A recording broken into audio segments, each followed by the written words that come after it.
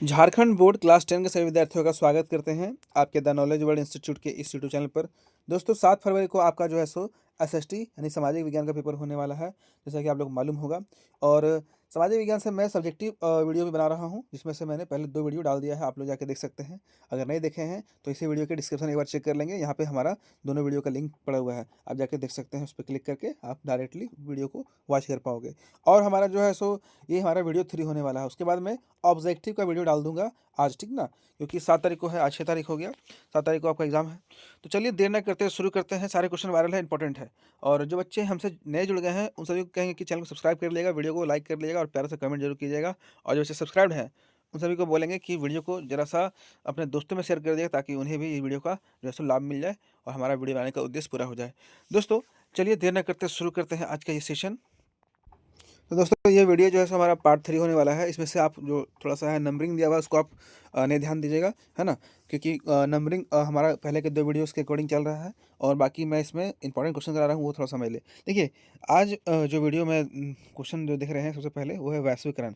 तो वैश्वीकरण से आप क्या समझते हैं दोस्तों? कई बार ये सवाल पूछा गया है और बार बार पूछा जाता है, स्पष्ट कीजिए, है ना, वैश्वीकरण क्या है और वैश्वीकरण से आप क्या समझते हैं? वैश्वीकरण की अवधारणा किन तथ्यों पर निर्भर करती है? आइए इसको समझने का प्रयास कीजिए। ये क्वेश्चन बहुत बार रिपीटेड है, सुनिएगा। क्या लिखता है कि वैश्वीकरण का अर्थ है घरेलू बाजार को विश्व बाजार के साथ, है ना, और व्यापार, पूंजी और तकनीक और श्रम और सेवाओं से मुक्त प्रवाह के साथ जोड़ना या फिर समन्वय करना। इसका घनिष्ठ संबंध उदारीकरण या निजीकरण की नीतियों के साथ है। कहने का मतलब ये है दोस्तों कि वैश्वीकरण जो है ना, वो हमारे देश के बाज़ारों को विश्व के बाज़ारों से जोड़ने की जो है सो एक क्या है, टेक्निक है, यानी कि तकनीक है बोल सकते हैं, जिसमें व्यापार, पूंजी और अन्य चीज़ें भी जुड़ी जाती हैं। कहने का मतलब विदेशी व्यापार को इंडिया में जोड़ा जाएगा, इंडिया से जोड़ा जाएगा, और इंडिया के व्यापार को विदेश से जोड़ा जाएगा, है ना, और यहाँ के वस्तुओं को विदेशों तक पहुँचाया जाएगा, विदेशों के वस्तुओं को यहाँ तक पहुँचाया जाएगा, भारत तक पहुँचाया जाएगा। कहने का मतलब एक दूसरे से संपर्क साधा जाएगा सीधे व्यापार और अर्थव्यवस्था के क्षेत्र में, है ना। तो ये चीज़ हमारा वैश्वीकरण होता है। और वैश्वीकरण किन तथ्यों पर निर्भर करती है वो समझ लीजिएगा। देखिए क्या बोला जा रहा है कि वैश्वीकरण जो है ना, उदारीकरण एवं विभिन्न देशों के बीच वस्तुओं एवं सेवाओं का मुक्त प्रवाह मतलब होता है। कहने का मतलब ये है कि इसमें खास करके दो या दो से अधिक देशों के बीच में वस्तुओं और सेवाओं का क्या होता है, आदान प्रदान, ठीक ना। चलिए दूसरा क्या है कि विदेशी निवेश अथवा पूंजी का मुक्त प्रवाह, यानी कि अगर आप विदेशी वस्तु खरीदते हैं या फिर हमारे देश से विदेशी वस्तुओं, हमारे देश से की वस्तुओं को विदेश में बेचते हैं, तो आपको क्या होगा कि यहाँ पे विदेशी बोल सकते हैं कि विदेशी पूंजी का निवेश करने का अवसर मिलेगा। और वहाँ से जो है सो विदेशी मुद्राओं को प्राप्त करने का अवसर मिलेगा, जिससे काफ़ी ज़्यादा मतलब अर्थव्यवस्था के क्षेत्र में लाभ पहुंचता है ना।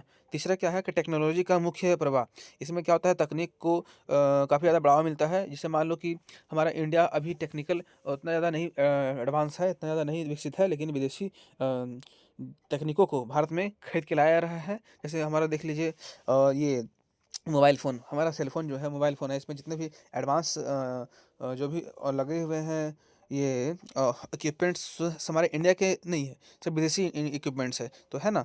इस तरह से टेक्नोलॉजी का मुक्त प्रवाह हो रहा है। और नेक्स्ट क्या है कि विश्व के विभिन्न क्षेत्रों देशों के बीच श्रम का मुक्त प्रवाह। श्रम का मतलब होता है दोस्तों काम, है ना, यानी मजदूरी, यानी कि यहाँ के बहुत सारे लोग जो है सो काम करने के लिए, मजदूरी करने के लिए, बोल सकते हैं कि वर्कर के रूप में विदेश में काम कर रहे हैं, विदेशी लोग यहाँ आ रहे हैं। तो इस प्रकार से क्या हो रहा है, श्रम का मुक्त प्रवाह हो रहा है। तो ये हमारा जो है सो वैश्वीकरण के अंतर्गत आ जाएगा, और उसकी अवधारणाएं इसके अंतर्गत आ जाएगी, जो ये 4 पॉइंट बताया गया है। आइए नेक्स्ट क्वेश्चन देखते हैं अब।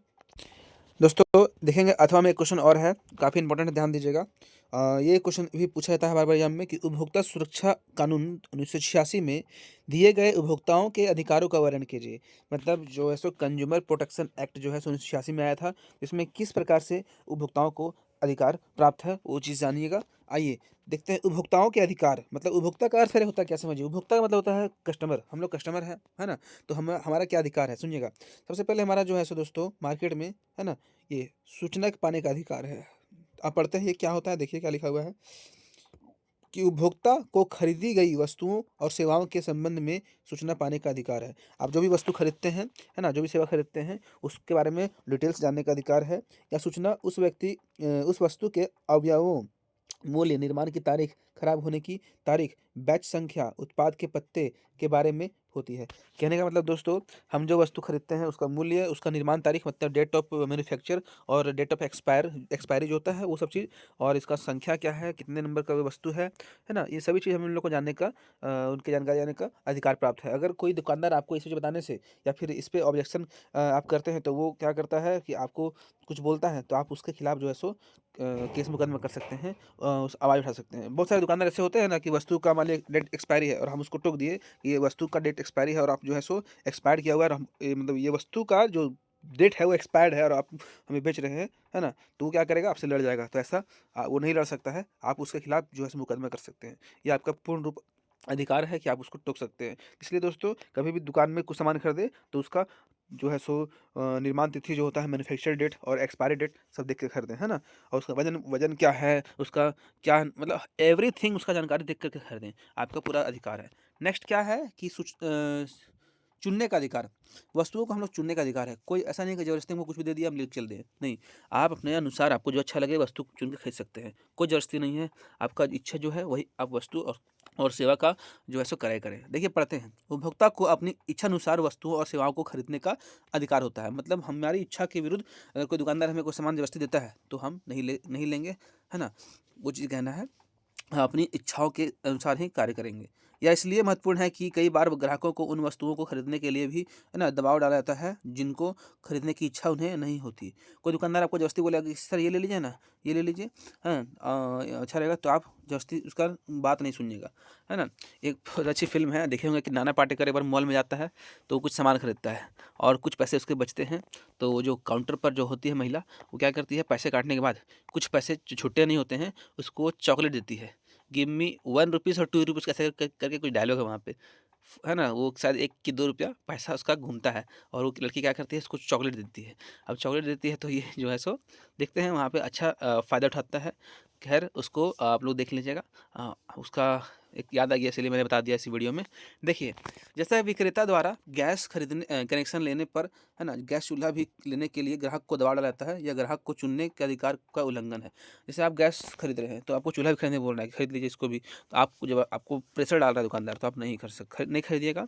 कोई दबाव में आपको जो है सो ये काम नहीं करना है जो आपकी इच्छा के विरुद्ध हो, ठीक ना? ये हमारा जो है सो सूचना के उपभोक्ता कानून अधिनियम जो है, उपभोक्ता सुरक्षा अधिनियम जो है उसके अंतर्गत आता है। चलिए नेक्स्ट देखिए क्या है। बहुत ही अच्छा क्वेश्चन है ये, इसको ध्यान दीजिएगा, समझिएगा। नेक्स्ट क्या है कि क्षतिपूर्ति का निवारण का अधिकार। उपभोक्ताओं को अनुचित सौदेबाजी और शोषण के विरुद्ध क्षतिपूर्ति निवारण का अधिकार उपभोक्ता सुरक्षा अधिनियम के अंतर्गत स्थापित, है ना, अदालतों में क्षतिपूर्ति संबंधी मामलों की सुनवाई की जाती है। अगर मान लीजिए कि अगर आपका साथ गलत सौदा हो गया है ना, आपके साथ शोषण हुआ है, तो उसके खिलाफ भी जो है सो ये अधिनियम कार्य करेगा, आपको आपकी क्षतिपूर्ति का, है ना, जो है सो सुनवाई कराएगा। आपके साथ जो दिक्कत हुआ, धोखा हुआ है, उस पे ये कार्रवाई के लिए आपको क्या करेगा, आपको जो है सो मदद करेगा, ठीक ना? नेक्स्ट इसका पॉइंट है प्रतिनिधित्व का अधिकार। उपभोक्ता सुरक्षा अधिनियम उपभोक्ताओं को उपभोक्ता अदालत में प्रतिनिधित्व का अधिकार प्रदान करता है।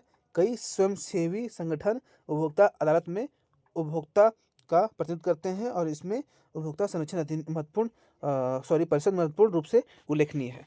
कहने का मतलब, आप जो है सो दोस्तों इसके अंतर्गत, है ना, प्रतिनिधित्व कर सकते हैं। आपके लिए अलग कोर्ट होता है, हमारे लिए अलग कोर्ट होता है, जिसमें जिसे उपभोक्ता अदालत कहते हैं। यहाँ पे हमारे साथ जो भी चीज़ें हैं वो यहाँ पे संरक्षण किया जाता है, हमारे सौदे को लेकर के, हमारे जो भी खरीद बिक्री में नुकसान हुआ हो या फिर धोखा हुआ हो, उसका यहाँ पे सुनवाई किया जाता है, ठीक ना? चलिए नेक्स्ट सवाल है। देखिए, सब मैं जो बता रहा हूँ ये 5 नंबर वाला क्वेश्चन है, काफ़ी इंपॉर्टेंट है ना? इसीलिए इसको आप लोग ध्यान से समझिएगा। महात्मा गांधी राष्ट्रीय ग्रामीण रोजगार गारंटी अधिनियम 2005 के उद्देश्य की व्याख्या करें, या फिर ऐसे पूछ देगा कि राष्ट्रीय ग्रामीण रोजगार गारंटी अधिनियम 2005 को कार्यान्वित करने के उद्देश्य की व्याख्या कीजिए। मतलब ये जो है सो महात्मा गांधी राष्ट्रीय ग्रामीण रोजगार गारंटी अधिनियम जो क्या है, जो है सो क्या है, उसके बारे में हम जानेंगे। देखिए लिखा हुआ है, राष्ट्रीय ग्रामीण रोजगार गारंटी अधिनियम 2005, इसको बोलते हैं नरेगा, है ना? और जो है सो इसके मुख्य उद्देश्य जो है सो, इसको मनरेगा बोलेंगे जी, महात्मा गांधी है ना, है तो नरेगा लिख रहा है। इसके अंतर्गत जो है सो उद्देश्य जो इसके बनाए गए हैं वो क्या समझिएगा, क्या उद्देश्य है इसके।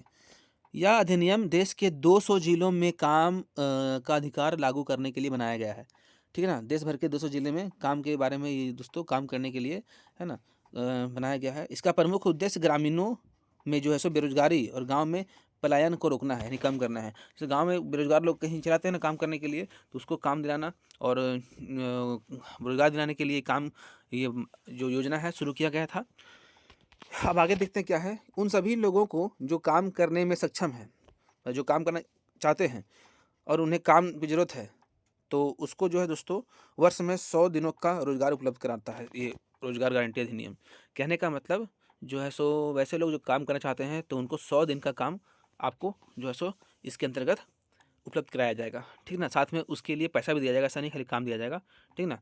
अगला कहा, अगला इसमें क्या कहा है देखिएगा। गरीबी रेखा के जो नीचे रहने वाले लोग हैं उनकी आय में वृद्धि कर उनके जीवन स्तर को ऊपर उठाने के उद्देश्य से रोजगार नहीं उपलब्ध करा सकने पर उन्हें बेरोजगारी भत्ता देना। इस योजना के अंतर्गत दोस्तों जो लोग गरीबी रेखा के नीचे हैं, जिनकी आय एकदम निम्न है, उनकी आय को ऊपर करने के लिए, उनके जीवन स्तर में आय की व्यवस्था ठीक करने के लिए, आय का स्तर को ऊँचा करने के लिए उन्हें रोज़गार अगर नहीं है तो उन्हें उसके लिए भत्ता दिया जाएगा, मतलब पैसा दिया जाएगा, है ना। रोज़गार नहीं है नहीं तो कोई दिक्कत नहीं, उसको उनको कुछ पैसा मिलेगा योजनाओं के, इस योजना के अंतर्गत। ठीक है, 100 दिन का रोज़गार नहीं तो उसका पैसा। चलिए आगे देखिए। भविष्य में भूमि से उत्पादन बढ़ाने वाले कामों को वरीयता देना। जैसे कि ज़मीन हमारा है, खाली पड़ा हुआ है, उसमें उत्पादन करने का, कैसे उत्पादन करें, क्या करें, इस सभी के बारे में दोस्तों यहाँ पे काफ़ी ज़्यादा काम दिया जाता है लोगों को, है ना। अगला पॉइंट क्या है। गांव में सड़क बन रहा हो, तालाब बन रहा हो आदि निर्माण में तेज़ी लाना, और इसमें भी क्या करेगा, लोगों को ही लगाएगा काम। जैसे गांव के जो होते हैं ना मजदूर लोग, उन्हीं को काम लगाएगा। गांव में सड़क तालाब बन रहा है तो उसमें आपको काम दिया जाएगा। इस प्रकार से दोस्तों ये राष्ट्रीय ग्रामीण रोजगार गारंटी अधिनियम 2005 का उद्देश्य बताया गया है। इसको आप लोग थोड़ा सा समझ लेंगे क्योंकि एग्जाम में क्वेश्चन आता है। आइए नेक्स्ट सवाल लिखते हैं।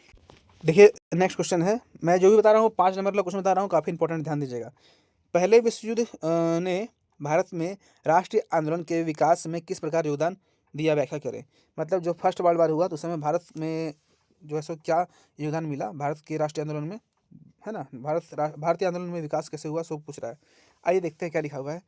युद्ध व्यय की पूर्ति के लिए ब्रिटेन ने अपने उपनिवेशों पर अतिरिक्त कर भार आरोपित किए, जिसके परिणाम स्वरूप उपनिवेशों में विकट आर्थिक एवं राजनीतिक स्थिति उत्पन्न हुई और सरकार की आर्थिक नीतियों से वस्तुओं की कीमतें अप्रत्याशित रूप से बढ़ गई। ठीक ना। फिर दूसरा क्या बोल रहा है, भारी संख्या में भारतीय सैनिक को युद्ध में झोंक दिया गया, गांव में सिपाहियों को जबरन भर्ती किया गया। वह पहले विश्व युद्ध में दूसरा क्या हो रहा था कि यहाँ पर भारत से जो है ना काफ़ी सारा आर्थिक और राजनीतिक रूप से जो है यहाँ पे लोगों को आर्थिक और राजनीतिक रूप से यहाँ पे ब्रिटेन को हेल्प किया जा रहा था। और दूसरी चीज़ क्या है कि ब्रिटेन में संख्याओं को ब्रिटेन में जो थे सैनिक संख्याओं को जो है सो कमी देखा गया, तो यहाँ से भारत के लोगों को जबरदस्ती सिपाही बनाने लगा ताकि इन लोग युद्ध करे जाके लड़े। उस समय यहाँ पे जो है सो दोस्तों अंग्रेज़ों की सरकार थी और हम लोग उसके अधीन थे। वे लोग जो बोलते थे, हमारे पूर्वज हमारे लोग जो करते थे, है ना, मजबूरन और ये डर से। नेक्स्ट क्या है कि देश के कई भागों में फसलें नष्ट हो गई थी, जिसके परिणाम स्वरूप खाद्यान्नों की कमी हो गई और कई क्षेत्रों में अकाल पड़ गए। इसके बीच फ्लू जैसी महामारी जो से फैलने लगी और भारी संख्या में लोग मर भी गए, है ना। ये चीज़ हुआ था दोस्तों फर्स्ट वर्ल्ड वार के दौरान। अगला है कि उपरोक्त परिस्थितियों के प्रति सरकार का रुख न सिर्फ उदासीन बल्कि असहयोगात्मक रहा, जिसके परिणाम स्वरूप लोगों में सरकार के प्रति असंतोष और विद्रोह का भाव पनपा और लोग राष्ट्रवादी आंदोलन के लिए मजबूर हो गए, है ना। तो इस प्रकार से दोस्तों चीज़ें हुई थी। अब देखिए नेक्स्ट सवाल है कॉर्न लॉ क्या था, बहुत इंपॉर्टेंट सवाल है। दो देखिए आज मैं जो सवाल बता रहा हूँ 5 नंबर का है, काफ़ी इंपॉर्टेंट है, मैं बार बार बोल रहा हूँ। ठीक है, इसको समझिएगा आप लोग, ऐसा नहीं है कि मतलब छोड़ दिए। समय आखिरी दिन चल रहा है और क्वेश्चन जो है सो मैं दोबारा पढ़ाने वाला नहीं हूँ, इसीलिए ध्यान से समझिएगा सारी चीज़ को। कॉर्न लॉ क्या था, इससे समाप्त क्यों कर दिया गया और इसके कारण जो है सो इसके क्या परिणाम हुए। या फिर ऐसे पूछ देगा कॉर्न लॉ के समाप्त करने के बारे में ब्रिटिश सरकार के फैसले के प्रभावों की व्याख्या करते हुए संक्षिप्त टिप्पणी लिखें। पहले समझिएगा कि 18वीं सदी की बात है, उस समय ब्रिटेन की आबादी तेज़ी से बढ़ने लगी, है ना, और वहाँ पे खाद्य पदार्थों और कृषि उत्पादों की मांग बढ़ गई। जाहिर सी बात है कि जहाँ पे आबादी बढ़ेगा तो वहाँ पे भोजन का भी ज़्यादा मांग होगा, खाद्य वस्तुओं का भी ज़्यादा मांग होगा, है ना। तो ऐसी स्थिति में क्या हुआ कि स्थानीय बड़े भूस्वामी ने क्या किया, लाभ कमाने के लिए सरकार पर दबाव डाला और मक्के के आयात पर पाबंदी लगा दी। मतलब ब्रिटेन में बाहर से मकई आता था, उन लोग के जो है सो उन लोगों का मुख्य अनाज मक्का था, तो बाहर से अनाज आता था मक्का, जैसे हमारा चावल दाल है ना वैसे। तो इन लोग क्या किया, बड़े-बड़े जो भूस्वामी थे, बड़े-बड़े जो यहाँ पे व्यापारी थे, उन्होंने क्या किया, विदेशी मक्का को ब्रिटेन में लाना बंद कर दिया। सो बोल रहा है ना? उनके दबाव से में आकर सरकार ने मक्के के आयात पर कानून द्वारा प्रतिबंध लगा दिया। इससे कानून को कॉर्न लॉ के नाम से जाना जाता है, ठीक है ना? और यहाँ के जितने व्यापारी थे, वे लोग अपना ही वस्तु अपने ही देश में बेच रहे थे और काफ़ी महंगा बेच रहे थे, ठीक है ना? इसलिए उन्होंने क्या किया कि इस पे पाबंदी लगा दिया, तो सरकार इसको नाम दे दी मक्का कानून या कॉर्न लॉ। तो इस कानून के लागू हो जाने से देश में खाद्यान्नों की कमी हो गई। और ज़ाहिर-सी बात है कि पहले ब्रिटेन के लोग मकई उगाते थे और अपने देश में बेचते थे, साथ ही विदेशों से भी मकई आता था, बिकता था, तो मकई का जो दाम था सस्ता था। लेकिन जब भारी मकई आना बंद हो गया, तो केवल देश के ही जो लोग थे अपने ही देश में बेच रहे थे, तो महँगा करके बेच रहे थे, है ना? वही यहाँ बताया गया है। तो उनकी कीमत में भारी वृद्धि हो गई। खाद्य पदार्थों की ऊँची कीमतों से परेशान उद्योगपति और स्थानीय निवासी के विरोध के चलते सरकार को कॉर्न लॉ समाप्त करना पड़ा, ठीक ना? जब यहाँ दाम बढ़ गया, कीमत बढ़ गया, तो सरकार ने क्या किया, इस कानून को हटा दिया, ठीक है? तो जा कर के फिर मक्का मतलब मकई जिसको बोलते हैं, उसका जो है सो कीमत फिर आया, है ना? संतुलन में आया। चलिए, ये समझ में आ गया। थोड़ा सा आगे बढ़ते हैं, देखते हैं क्या है। आगे लिखा भी हुआ है कि कॉर्न लॉ के समाप्त हो जाने के बाद बहुत कीमत पर खाद्य पदार्थों को आयात किया जाने लगा और आयातित खाद्य पदार्थों की लागत ब्रिटेन में पैदा होने वाले खाद्य पदार्थों से भी कम थी। इसके कारण ब्रिटिश सरकारों यानी ब्रिटिश किसानों की स्थिति खराब हो गई, क्योंकि वे आयातित माल की कीमत का मुकाबला नहीं कर रह सके और हजारों लोग बेरोजगार हो गए और काम की तलाश में शहरों में या दूसरे देशों में जाने लगे, ठीक ना? आइए देखते हैं नेक्स्ट सवाल क्या है। देखिए क्या बताया जा रहा है कि सत्ता की साझेदारी के विभिन्न रूपों का वर्णन करें। तो ये वीडियो लंबा हो रहा है, मैं सोच रहा हूँ कि इसको नेक्स्ट पार्ट में डालूँ, क्योंकि देखिए लंबा वीडियो फिर हमें अपलोड करने में दिक्कत होता है। भले 5G है लेकिन नेटवर्क इधर नहीं रहता है, इसीलिए मेरी वीडियो लगातार आती नहीं है। चलिए मैं इसको अगले पार्ट में बताऊँगा। हाँ, तब तक के लिए आप लोग बने रहें हमारे साथ। तुरंत मैं ला रहा हूँ नेक्स्ट वीडियो। चलिए बने रहेंगे, हाँ।